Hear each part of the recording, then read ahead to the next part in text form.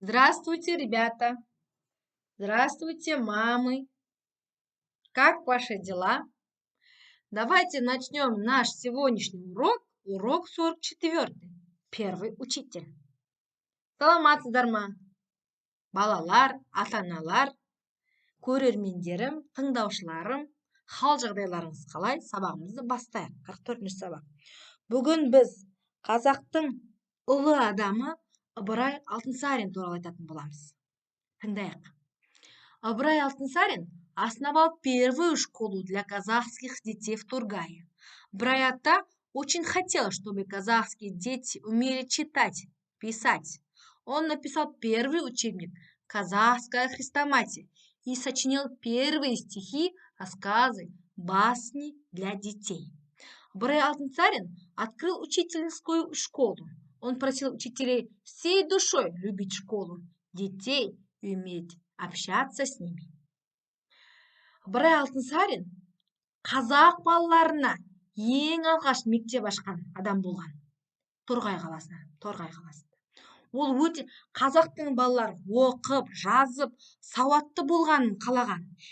Балалар сонда түсінейікші, қазір біздің оқып, сауатты болып, әлем танып, біз әлемдегі адамдарды танып, оқу біліміз ол ең бірінші мектепті ашқан Ыбырай Алтынсариніміздің да өте маңызы зор адам болған.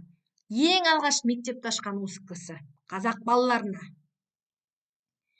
Ол ең бірінші болып Казахская хрестоматия деген, яғни сол кітаппен оқу үшін кітап жазып шыққан. Ол оның ішіне өзінің әндерін, өлеңдерін, әңгімелерін балаларға арналған жазып шығарған. Ол мұғалімдерден нені талап еткен? Балаларды, мектепті жақсы көруді талап еткен. Оларға білім беріңіздер жақсы деп, соны талап еткен екен. Қандай ұлы адам болған, алғашқы ұстазымыз. Қазақ балаларының алғашқы ұстазы. Ары қарай. Составь схемы модели. Бүгін біз нені есімізге түсіреміз? Союздарды еске түсіреміз. Яғни екі сөйлемді бір-бірімен жалғап тұрған союз деп атаймыз. Союз екі сөйлемді бір-бірімен қосып тұр. Өзінше екі бөлек-бөлек сөйлемді бір-бірімен жалғап тұр. Яғни, Ыбырай Алтынсарин писал рассказы для маленьких детей, и дети любят их читать. Бұған схема модель құрайық. Яғни, Ыбырай Алтынсарин писал рассказы для маленьких детей деген бірінші сөйлем, содан кейін міне үтір тұр, одан кейін и союзы тұр, и деген союз тұр. Ақшаңызша жазып қойын, союз деп.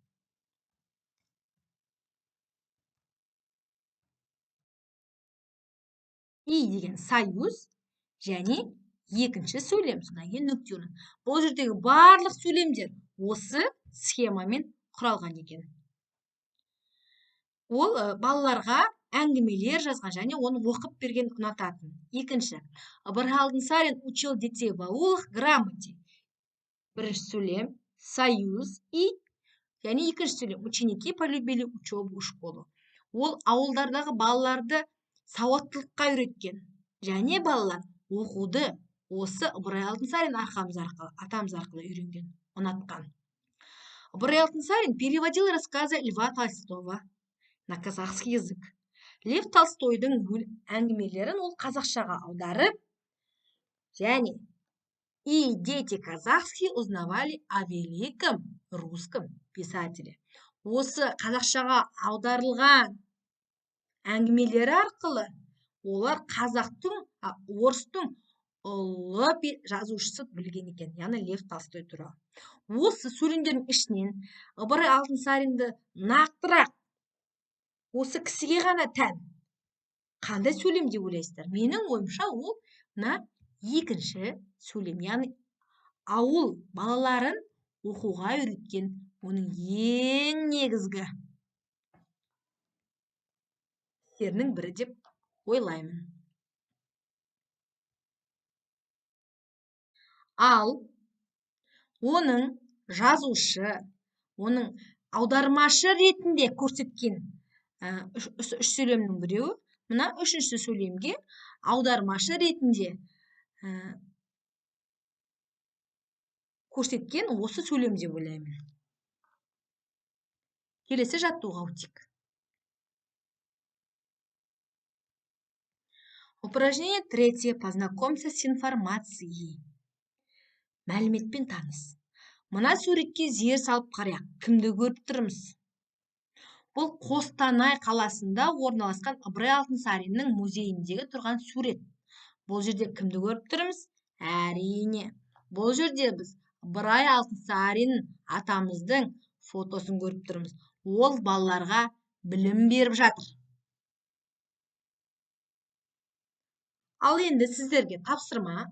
Сіздердің қалаларыңызда Ыбырай Алтынсарин атамызға арналған музей бар ма? Соны біліп алыңыздар.